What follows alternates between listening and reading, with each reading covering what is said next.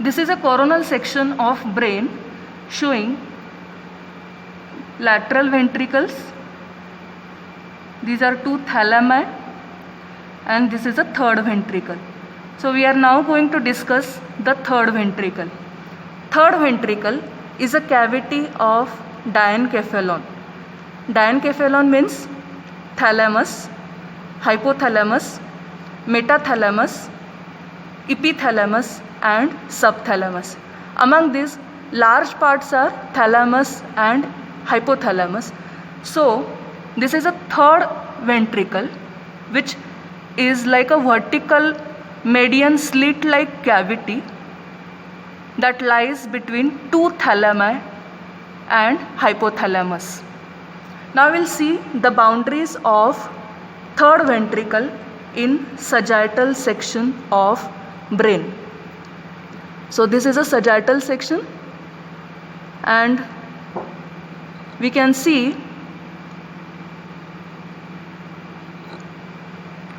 the cerebrum, cerebellum. This is corpus callosum.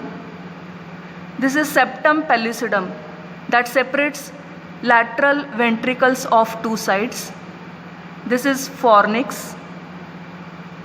This is thalamus. This is hypothalamus, midbrain, pons, medulla oblongata. Now, third ventricle lies at this site. So we cannot see the cavity in sagittal section because it lies in a midline. Now boundaries. It has anterior wall, posterior wall, roof, floor. The wall that you can see here, this is a lateral wall. So it has two lateral walls. Okay. Now I'll see one by one. First is anterior wall. Anterior wall has three structures. From above downwards, this is anterior column of fornix, anterior commissure, and this is lamina terminalis. This lamina terminalis extends from anterior commissure to the optic chiasma. Posterior wall. It is again formed by three structures. These are pineal gland, posterior commissure which lies in the inferior lamina of stalk of pineal gland, and commencement of aqueduct of sylvius or cerebral aqueduct of midbrain. Roof. Roof is formed by three structures. These are ependyma, which stretches across the superior surface of two thalami. Then tela choroidea with choroidal plexus. Tela choroidea is a bilaminar fold of pia mater which runs forwards like this, and it contains the choroid plexus. So this is a choroid plexus. And above this is a body of fornix. So three structures lie in roof.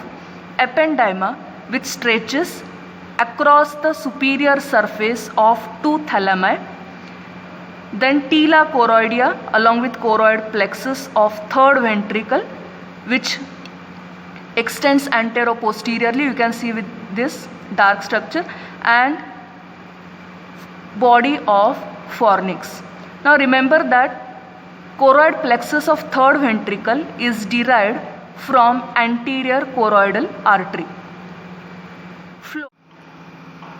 Floor of third ventricle is formed by six structures. From before backwards, these are optic chiasma. This is an optic chiasma which you can see on the base of brain also. Tuber cinereum, which lies in close relation to infundibulum or pituitary stalk. Then third structure is the pituitary stalk or infundibulum. Here we cannot see the pituitary gland because it remains in the pituitary fossa or hypophyseal fossa during removal of brain. Then mammillary bodies, which appear as rounded elevations. Then this is posterior perforated substance. So this is a thin sheath of grey matter which is perforated by central branches of posterior cerebral arteries and tegmentum of midbrain. Now coming to the lateral wall. Third ventricle has two lateral walls. So this is a lateral wall. Lateral wall shows a curved sulcus. This is called as hypothalamic sulcus. Hypothalamic sulcus extends from this foramen called as foramen of Monro to commencement of aqueduct of Sylvius. So the part which lies above this hypothalamic sulcus is the thalamus. So this is a thalamus, and below the sulcus is the hypothalamus. So this is a hypothalamus. So remember that lateral wall is formed by thalamus which lies above the hypothalamic sulcus and hypothalamus which lies below the hypothalamic sulcus. Here you have to remember that hypothalamus forms the lateral wall as well as it is continuous with the floor also. Now coming to the communications. The third ventricle communicates with lateral ventricle through this foramen of Monro or interventricular foramen.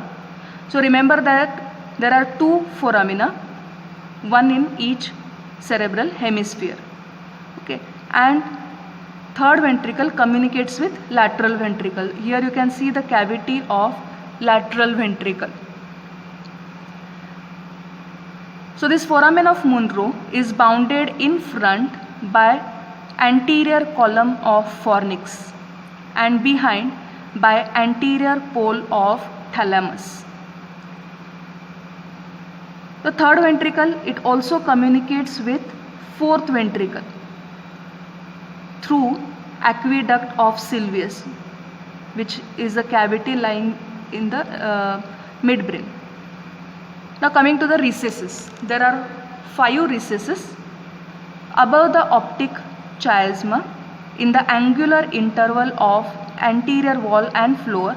This is supraoptic recess. It is also called as optic recess or chiasmatic recess. Then a deep narrow recess that extends into the infundibulum or pituitary stalk. This is called as infundibular recess. Then here there is a pineal recess. Pineal recess lies between superior lamina and inferior lamina of stalk of pineal gland. So this is pineal recess. The next recess is suprapineal recess. This recess lies above this superior lamina of pineal gland and below the tila choroidea. So here there is a suprapineal recess. And the last recess is anterior recess or vulva. So this recess lies between two diverging columns of fornix. So here you can see the column of fornix, and so anterior recess will be present here behind the anterior commissure. This is the anterior commissure, behind the anterior commissure and in front of foramen of Monro between the diverging columns of fornix. So this is about third ventricle. Thank you.